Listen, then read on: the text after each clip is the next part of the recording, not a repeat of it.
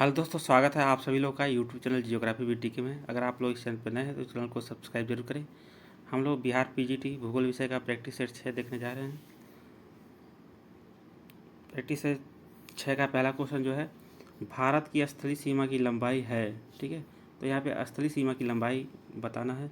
तो भारत की जो स्थलीय सीमा की लंबाई है वह 15,200 किलोमीटर है, जबकि जलीय सीमा की जो लंबाई है, तटीय सीमा इसको कह सकते हैं, 7,516.6 किलोमीटर है। जबकि टोटल अगर भारत की सीमा देखा जाए स्थलीय एवं जलीय तो हो जाएगा 27, ठीक है, 22,716.6 किलोमीटर। क्वेश्चन नंबर 2 देखते हैं। कार्बी एंगोलोंग वह मेघालय पठार हिस्सा है। तो जो कार्बी एंगोलोंग वह मेघालय पठार है, यह प्रायद्वीपीय पठार का हिस्सा है। ठीक है, यह प्रायद्वीपीय पठार से मालदा गैप से क्या हो गया है, अलग हो गया। मालदा गैप कहाँ है? पश्चिम बंगाल में। क्वेश्चन नंबर 3, तराई मैदान की विशेषता है। तो जो तराई मैदान है उसकी जो विशेषता है, यहाँ क्या होती है, यहाँ यह भाबर प्रदेश के दक्षिण में है, बिल्कुल सही है। यह नम और दलदली क्षेत्र होता है, यह भी बिल्कुल सही है। इसलिए इसका राइट आंसर हो जाएगा डी, उपरोक्त में से एक से अधिक। जब यहाँ नदियाँ विलुप्त हो जाती है, यह नहीं होता है। भाबर प्रदेश में नदियाँ विलुप्त होती है, तराई प्रदेश में नदियाँ विलुप्त नहीं होती। क्वेश्चन नंबर 4, सिंधु और गंगा नदी अफवाह तंत्र के बीच जल विभाजक का कार्य करता है। तो क्वेश्चन नंबर 4 का राइट आंसर हो जाएगा सी, पोटवार पठार जो है वह सिंधु और गंगा नदी अफवाह तंत्र के बीच जल विभाजक का कार्य करता है। क्वेश्चन नंबर 5, उत्तर के विशाल मैदान और प्रायद्वीपीय पठार को अलग करता है। तो उत्तर के विशाल मैदान और प्रायद्वीपीय पठार को विंध्य श्रेणी अलग करता है। क्वेश्चन नंबर 6 देते हैं। निम्नलिखित में से कौन सा भारत का सबसे छोटा भाषाई समूह है? तो क्वेश्चन नंबर 6 का हो जाएगा राइट आंसर बी, चीनी तिब्बती भाषाई समूह जो है यह भारत का सबसे छोटा भाषाई समूह है। जबकि जो द्रविड़ भाषाई समूह है यह दूसरे नंबर पे है और पहले नंबर पे इंडो आर्यन है। ठीक है, क्वेश्चन नंबर 7 देते हैं। निम्न में से कौन भारतीय जलवायु को प्रभावित करने वाला कारक नहीं है? तो क्वेश्चन नंबर 7 का हो जाएगा सी, पेड़ पौधे एवं जीव जंतु भारतीय जलवायु को नहीं प्रभावित करते, जबकि हिमालय पर्वत, जेट धारा, ठीक है, ये दोनों भारतीय मानसून को या भारतीय जलवायु को प्रभावित करते हैं। क्वेश्चन नंबर 8, मानसून पूर्व वर्षा को आम्र वर्षा के नाम से जाना जाता है। तो कहाँ पे जाना जाता है? यह केरल व तटीय कर्नाटक में जाना जाता है, जबकि पश्चिम बंगाल में काल बैसाखी के नाम से जाना जाता है। क्वेश्चन नंबर 9, निम्न में से कौन भारत में तीसरा बड़ा धार्मिक समूह है? तो तीसरा बड़ा जो धार्मिक समूह है वह है, क्वेश्चन नंबर 9 का हो जाएगा सी, ईसाई। ठीक है, पहले पे हिंदू, दूसरे पे मुस्लिम, तीसरे पे ईसाई। क्वेश्चन नंबर 10, निम्नलिखित राज्यों में से किस एक में शीत मरुस्थल जैव मंडल आरक्षित क्षेत्र स्थित है?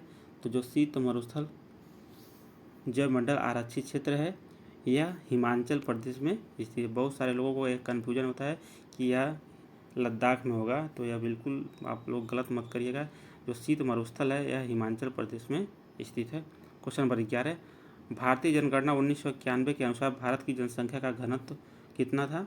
तो क्वेश्चन नंबर 11 का हो जाएगा ए, 170 लोग प्रति वर्ग किलोमीटर। क्वेश्चन नंबर 12, निम्नलिखित राज्यों में से किस एक में जनसंख्या का घनत्व सर्वाधिक है?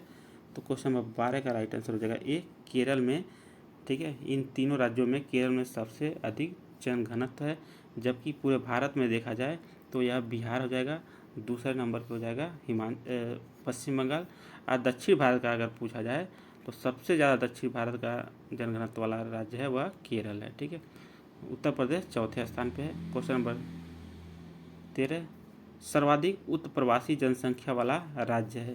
तो 13 का राइट आंसर है बी, उत्तर प्रदेश। उत्तर प्रवासी यानी वह लोग जो अपने मूल स्थान को छोड़कर किसी अन्य स्थान पर जाके बसते हैं, उसको उत्तर प्रवासी का। एक होता है आप प्रवासी, यानी जहाँ पे आके लोग बसते हैं वह आप प्रवासी, और जहाँ से लोग चले जाते हैं उसको उत्तर प्रवासी बोला जाता है। तो सबसे ज़्यादा कहाँ से लोग जाते हैं? उत्तर प्रदेश से। कहाँ पे बसते हैं जाके? महाराष्ट्र में। ठीक है, क्वेश्चन नंबर 14, निम्नलिखित में से किस राज्य में विवाह के कारण ग्रामीण से ग्रामीण पुरुषों का प्रवास होता है? तो क्वेश्चन नंबर 14 को जगह सी, भारत का एकमात्र यह राज्य है मेघालय जहाँ पे विवाह के उपरांत पुरुषों का ग्रामीण से ग्रामीण प्रवास होता है। बाकी पूरे भारत में विवाह के कारण ग्रामीण से ग्रामीण जो प्रवास होता है वह स्त्रियों का होता है, जबकि मेघालय में पुरुषों का प्रवास होता है। क्वेश्चन नंबर 15, नगरी से नगरी प्रवास का कारण है। तो जो नगरी से नगरी प्रवास का कारण है वह है बेहतर सुविधा। ठीक है, यानी नगर में रहने वाले लोग ही क्या करते हैं, उससे बेहतर सुविधा वाले नगर की ओर प्रवास करते हैं। जैसे जो लोग ठीक है आसपास के नगरों में रहते हैं तो उनका भी सपना होता है कि राजधानी वाले नगर में जाके बसना। ठीक, क्वेश्चन नंबर 16, निम्नलिखित में से किस महाद्वीप का जनघनत्व सबसे कम है। तो इस 16 का जगह ए ओशनिया, यानी इसको ऑस्ट्रेलिया भी बोला जाता है। और सर्वाधिक अगर जनघनत्व देखा जाए तो यह एशिया महाद्वीप में है। क्वेश्चन नंबर 17, निम्न में से किसने कहा है कि लोगों की खाद्य आपूर्ति की अपेक्षा अधिक तेजी से बढ़ेगी। ठीक है, निम्न में से किसने कहा है कि लोगों की संख्या खाद्य आपूर्ति की अपेक्षा अधिक तेजी से बढ़ेगी। जनसंख्या में वृद्धि का परिणाम अकाल, बीमारी तथा युद्ध द्वारा इनमें अचानक गिरावट के रूप में सामने आएगा। तो क्वेश्चन नंबर 17 का हो जाएगा ए, यह माल्थस ने कहा था। क्वेश्चन नंबर 18, मानव विकास का स्तंभ है। तो क्वेश्चन नंबर 18 का हो जाएगा डी, उपरोक्त में से एक से अधिक। ठीक है, क्वेश्चन नंबर 19, प्राथमिक क्रियाकलाप में लगे श्रमिकों को कहा जाता है। तो प्राथमिक क्रियाकलाप में लगे श्रमिकों को लाल कॉलर कहा जाता है। क्वेश्चन नंबर हम लोग देते हैं 20, पश्चिम अफ्रीका में काफ़ी और कोकोआ का पौधा कौन लगाया था। तो पश्चिम अफ्रीका में काफ़ी और कोकोआ का पौधा यह फ्रांस वासियों ने लगाया था। क्वेश्चन नंबर 21, बिल्ड शीतोष्ण घास का मैदान पाया जाता है। तो यह दक्षिण अफ्रीका में पाया जाता है, जबकि यूएसए में प्रेयरी, ठीक है, अर्जेंटीना में पंपास पाया जाता है। क्वेश्चन नंबर 22, विश्व के किस क्षेत्रों में मिश्रित कृषि की जाती है। तो विश्व के, ठीक है, इसका राइट आंसर होगा डी, उपरोक्त में से एक से अधिक, यानी उत्तर पश्चिम यूरोप और उत्तर अमेरिका का उत्तर पूर्वी भाग में मिश्रित कृषि की जाती है। मिश्रित कृषि वहाँ की जाती है जहाँ पे, ठीक है, विकसित क्षेत्र पाए जाते हैं। तो उत्तर पश्चिम यूरोप और उत्तर पूर्वी अमेरिका में यह क्षेत्र जो है एकदम विकसित है, यहाँ पे मिश्रित कृषि की जाती है। क्वेश्चन नंबर 23, धरातली खनन को कहा जाता है। धरातली खनन को विवृत खनन भी कहा जाता है। क्वेश्चन नंबर 24, निम्न प्रदेशों में किसमें विस्तृत वाणिज्यिक अनाज कृषि की जाती है। तो क्वेश्चन 24 का हो जाएगा डी, उपरोक्त में से एक से अधिक, यानी जितने भी यह शीतोष्णकटिबंधीय घास के मैदान हैं वहाँ पे विस्तृत वाणिज्यिक अनाज कृषि की जाती है। क्वेश्चन नंबर 25, निम्नलिखित में से कौन खनिज आधारित उद्योग नहीं है। तो क्वेश्चन 25 का हो जाएगा ए, नमक जो उद्योग है यह खनिज आधारित उद्योग नहीं है, यह रसायन आधारित उद्योग है। ठीक है, आप लोग ध्यान देंगे, जबकि सीमेंट और लौह इस्पात उद्योग यह खनिज आधारित उद्योग है। क्वेश्चन नंबर 26, जंग का कटोरा कहा जाता है। तो पिट्सबर्ग को जंग का कटोरा कहा जाता है, यह यूएसए में स्थित है। ठीक है, क्वेश्चन नंबर हम लोग 27, निम्न में से कौन सी एक अर्थव्यवस्था में उत्पादन का स्वामित्व व्यक्तिगत होता है। तो यह पूंजीवादी अर्थव्यवस्था में उत्पादन का, ठीक है, व्यक्तिगत होता है स्वामित्व। क्वेश्चन नंबर 27 को जगह ए, हम लोग क्वेश्चन नंबर 28 देते हैं, संयुक्त राज्य अमेरिका में अधिकांश लोग किस क्रियाकलाप में लगे हुए हैं। तो यह सेवा क्षेत्र में लगे हुए हैं। जितने भी विकासशील देश हैं वहाँ पे लोग प्राथमिक क्रियाकलाप में लगे हुए हैं। ठीक है, क्वेश्चन नंबर 29, घरों में रुकना एक लाभदायक व्यापार बन गया है। किस राज्य में घरों में रुकने के लिए हेरिटेज होम्स पाया जाता है। तो क्वेश्चन नंबर 29 का जगह सी, गोवा में। ठीक है, क्वेश्चन नंबर 30 देते हैं, किस यूरोपीय देश में सघनतम रेल तंत्र पाया जाता है। तो 30 का राइट आंसर हो जाएगा सी, बेल्जियम में सघनतम रेल तंत्र पाया जाता है। क्वेश्चन नंबर 31, कौन सा समुद्री मार्ग सबसे अधिक देशों को सेवाएं प्रदान करता है। क्वेश्चन 31 का हो जाएगा सी, भूमध्य सागर हिंद महासागरीय समुद्री मार्ग जो है पनामा नहर, स्वेज नहर के, ठीक है, वाला सबसे ज़्यादा। क्वेश्चन नंबर 32, वस्तु विनिमय से संबंधित जानबिल मेला किस राज्य में लगता है। तो जो जानबिल मेला है यह वस्तु विनिमय से संबंधित है, यह कहाँ पे लगता है। क्वेश्चन नंबर 32 का हो जाएगा बी, असम में। क्वेश्चन नंबर 33, निम्नलिखित में से कौन सा पत्तन सामान्य नौभार संवेष्टित उत्पादों तथा विनिर्मित वस्तुओं का निपटान करते हैं। तो क्वेश्चन नंबर 33 हो जाएगा बी, वाणिज्यिक पत्तन। क्वेश्चन नंबर 34, नम बिंदु बस्तियाँ पाई जाती हैं। तो जो नम बिंदु बस्तियाँ पाई जाती है यह शुष्क क्षेत्रों में पाई जाती हैं। क्वेश्चन नंबर 34 का राइट आंसर हो जाएगा सी, शुष्क क्षेत्रों में। ठीक है। क्वेश्चन नंबर हम लोग देते हैं 35, 1:1,25,000 प्रदर्शक भिन्न वाले मानचित्र का अक्षांशीय तथा देशांतरित विस्तार क्या होता है? तो क्वेश्चन नंबर 35 का हो जाएगा बी, 30x30।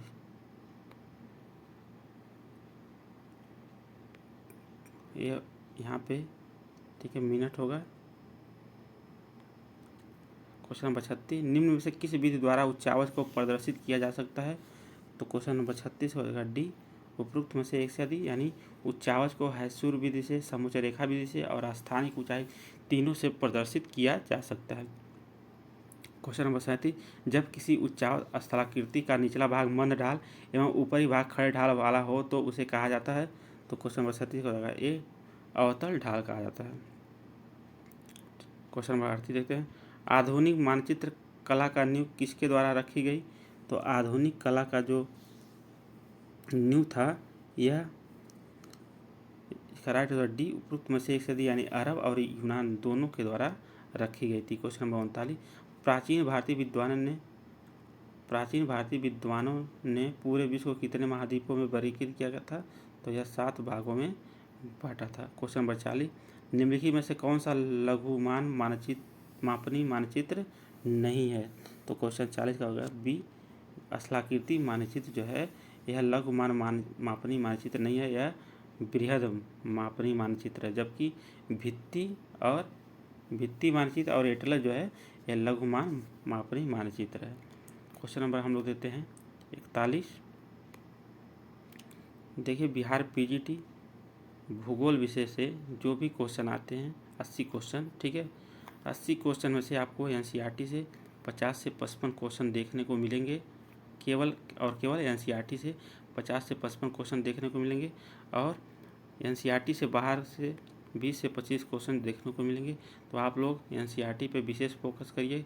कक्षा 11-12 में, ठीक है, 4 बुक है एनसीईआरटी की। कक्षा 11 में है भौतिक भूगोल के मूल सिद्धांत, फिर कक्षा 11 में है मानव भूगोल के मूल सिद्धांत, कक्षा 12 में है भारत लोक अर्थव्यवस्था और एक और है भारत भौतिक पर्यावरण। यानी 4 बुक है कक्षा 11 और 12 में, मिला के 4 बुक आपके ये हैं। बाकी 2 बुक प्रैक्टिकल के हैं, कक्षा 11 की और 12 की। तो कक्षा 11 वाली जो प्रैक्टिकल की बुक है एनसीईआरटी की बहुत ही महत्वपूर्ण है, वो लोग आप लोग अगर नहीं पढ़ रहे हैं तो उसको भी पढ़िए। ठीक, अगर आप लोग चाहते हैं कम समय में बहुत बढ़िया तैयारी करना तो आप लोग मोबाइल नंबर 70543512 पे मैसेज करके एनसीईआरटी का कंप्लीट नोट्स बहुत ही कम दामों में प्राप्त कर सकते हैं। और यह नोट्स को पढ़ने के बाद आपको कोई बुक पढ़ने की ज़रूरत नहीं पड़ेगी। आप उस नोट्स को अगर जो भी टाइम बचा हुआ है उसको बार बार रिवीजन करते हैं, आपकी तैयारी बेहतरीन होगी। ठीक है, और अगर आप लोग प्रैक्टिस सेट भी लेना चाहते हैं तो 10 प्रैक्टिस सेट 150 रुपये में आपको प्रैक्टिस सेट भी मिल जाएगा और बाकी नोट्स का अलग से देना होगा। क्वेश्चन नंबर 41 देखते हैं, किस देशांतर रेखा से अंतर्राष्ट्रीय तिथि रेखा गुजरती है? तो क्वेश्चन नंबर 41 होगा सी, 180 देशांतर रेखा से अंतर्राष्ट्रीय तिथि रेखा गुजरती है। क्वेश्चन नंबर 41 का हो जाएगा सी। क्वेश्चन नंबर 42, सर्वप्रथम सुदूर संवेदन शब्द का प्रयोग किया किसने किया था? तो 42 का हो जाएगा ए, 1960 के दशक में। ठीक, क्वेश्चन नंबर 43, अगर वायु में आर्द्रता अधिक है तथा आर्द्र एवं शुष्क बल्ब के बीच पाठ्यांक का अंतर होगा तो 43 हो जाएगा ए, कम। क्वेश्चन नंबर 44, निम्नलिखित में से किस लक्षण को भौतिक लक्षण कहा जा सकता है? तो क्वेश्चन नंबर 44 का हो जाएगा बी, मैदान को भौतिक लक्षण कहा जाएगा, जबकि पत्तन और जल उद्यान को सांस्कृतिक भूदृश्य कहा जाएगा। क्वेश्चन नंबर 45, मर्केली स्केल की गहनता होती है तो इसका राइट आंसर होगा बी, 1 से 12 के बीच में मर्केली स्केल की गहनता होती है। क्वेश्चन 46, किस भूकंपी तरंगों का छाया क्षेत्र अधिक विस्तृत होता है? तो पी तरंगों का छाया क्षेत्र। क्वेश्चन नंबर 46 का हो जाएगा सी, यस तरंगों का छाया क्षेत्र अधिक होता है क्योंकि यह 105 से 105 के बीच होता है, जबकि पी तरंगों का 105 से 145 के बीच छाया क्षेत्र होता है। ठीक है, इस तरह समझिए ये पृथ्वी है तो पहले पी तरंगे इस तरह से आती हैं 2 बार, ठीक है। 105 से 145 के बीच पी तरंगों का छाया क्षेत्र होता है, जबकि यस तरंगें क्या होती हैं, इस तरह 105 से ऐसे निकल जाती हैं, 105 से 105 के बीच इसका छाया क्षेत्र होता है। क्वेश्चन नंबर 47, महासागरों के नीतल की चट्टानें महाद्वीपीय भागों में पाए जाने वाली चट्टानों की अपेक्षा क्या है? तो 47 का राइट आंसर होगा बी, नवीन है, क्योंकि वह ज्वालामुखी क्रिया द्वारा, ठीक है, अभी भी बन रही है वहाँ। क्वेश्चन नंबर 48, टीलाइट अवसादी चट्टान है। तो जो टीलाइट अवसादी चट्टान है यह हिमानी निक्षेपण से निर्मित चट्टान है। क्वेश्चन नंबर 49, किस खनिज का उपयोग रेडियो एवं रडार में किया जाता है? तो 49 का हो जाएगा सी, क्वार्टज का प्रयोग रेडियो एवं रडार में किया जाता है। क्वेश्चन नंबर 50, अनाच्छादन के अंतर्गत सम्मिलित हैं। तो अनाच्छादन के अंतर्गत अपक्षय, अपवर्तन, परिवहन सभी सम्मिलित है। क्वेश्चन नंबर हम लोग देते हैं 51, पैडालॉजी संबंधित है। तो पैडालॉजी जो है यह मृदा विज्ञान से संबंधित है। क्वेश्चन नंबर 52, निम्न में से किन प्रदेशों में रासायनिक अपक्षय प्रक्रिया यांत्रिक अपक्षय प्रक्रिया की अपेक्षा अधिक शक्तिशाली होता है? तो 52 का हो जाएगा सी, चूना पत्थर प्रदेश में। क्वेश्चन नंबर 53, गहरे, लंबे व विस्तृत गर्त या बेसिन जिनके शीर्ष दीवार खड़े ढाल वाले व किनारे खड़े व अवतल होते हैं उन्हें कहते हैं, तो उन्हें सर्ग कहा जाता है। क्वेश्चन नंबर 54, तापमान की स्थिति के अनुसार वायुमंडल को कितने संस्तरों में बांटा गया है? तो 5 संस्तरों में बांटा गया है। क्वेश्चन नंबर 55, मेघालय के पठार को 3 भागों में बांटा गया है, गारो, खासी और जयंतिया पहाड़ी। इस विभाजन का आधार है। तो क्वेश्चन नंबर 55 का होगा सी, जनजातियाँ, ठीक है। क्वेश्चन नंबर 56, शुष्क प्रदेशों एवं ध्रुवीय प्रदेशों में हवा के आयतन का लगभग कितना प्रतिशत जलवाष्प पाया जाता है?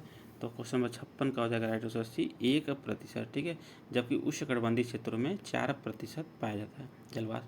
क्वेश्चन नंबर 57, उत्तरी गोलार्ध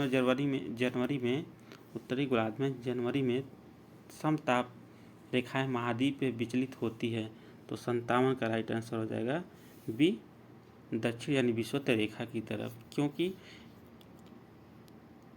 उत्तरी गोलार्ध में जनवरी के महीने में क्या होती है, ठंडी क्या मौसम होता है, ठीक है। तो ठंडियों में क्या होता है, स्थल की अपेक्षा जल गर्म होते हैं। तो मान लेते हैं यह स्थल है और यहीं पे जल है। तो स्थल पे अगर 10 डिग्री सेंटीग्रेड यहाँ पाया जा रहा है तो जल में और उसके उत्तर में पाया जाएगा, ठीक है। तो समताप रेखाएं विषुवत रेखा यानी दक्षिण की तरफ विचलित होंगी। क्वेश्चन नंबर 58, निम्नलिखित में से किस प्रक्रिया द्वारा वायुमंडल मुख्यतः गर्म होता है? तो यह होता है लंबित तरंग दैर्घ्य वाले स्थलीय विकिरण से। क्वेश्चन नंबर 59, पृथ्वी के धरातल पर क्षैतिज पवनें किसके प्रभाव का परिणाम है? तो क्वेश्चन नंबर 59 का राइट आंसर डी, उपरोक्त में से एक से अधिक यानी दाब, प्रवणता, घर्षण बल और कोरियालिस बल तीनों के कारण प्रभावित होती है। क्वेश्चन नंबर हम लोग देते हैं 60, उत्तरी गोलार्ध में प्रति चक्रवात में पवनों की दिशा होती है। तो क्वेश्चन नंबर 60 का हो जाएगा ए, घड़ी की सुई के अनुरूप। क्वेश्चन नंबर 61, वाताग्र कितने प्रकार का होता है? तो जो वाताग्र होता है वह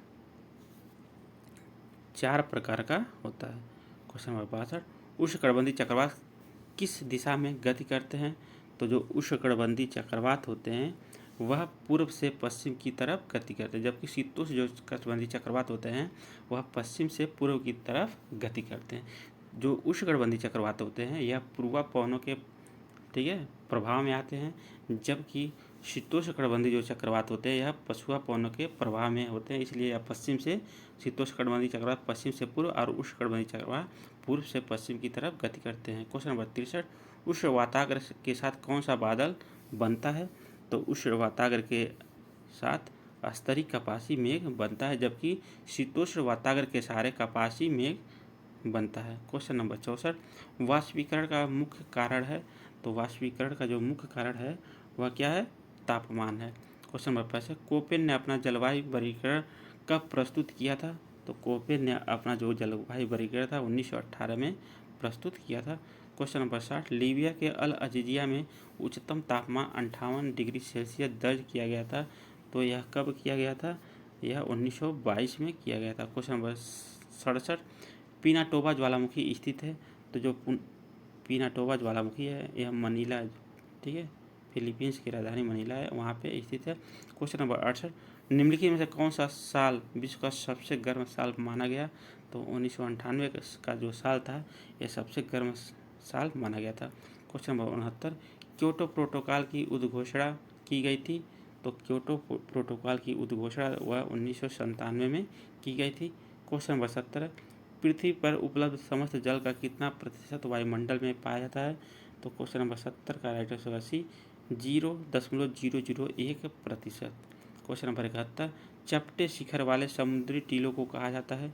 तो चपटे शिखर वाले समुद्री टीलों को निमग्न द्वीप कहा जाता है, यानी इस तरह, ठीक है। क्वेश्चन नंबर 72, उच्च अक्षांशों में स्थित होने के बावजूद उत्तरी सागर में अधिक लवणता का कारण है। तो क्वेश्चन नंबर 72 का राइट आंसर भी उत्तरी अटलांटिक प्रवाह के द्वारा लाया गया जल, यानी उत्तरी अटलांटिक जो प्रवाह है ये वह गल्फ स्ट्रीम जो धारा है उसके कारण, गल्फ स्ट्रीम जो धारा है वह गर्म जल धारा है, वह कहाँ से आती है धारा, उष्णकटिबंधीय क्षेत्रों से आती है, इसलिए वह उत्तरी सागर में अपना जल ले जाके जमा करती है, इसलिए वहाँ पे लवणता क्या होती है, ज़्यादा हो जाती है। क्वेश्चन नंबर 73, भारत के कौन से जीव मंडल नीचे विश्व के जीव मंडल नीचों में नहीं सम्मिलित है, ठीक है।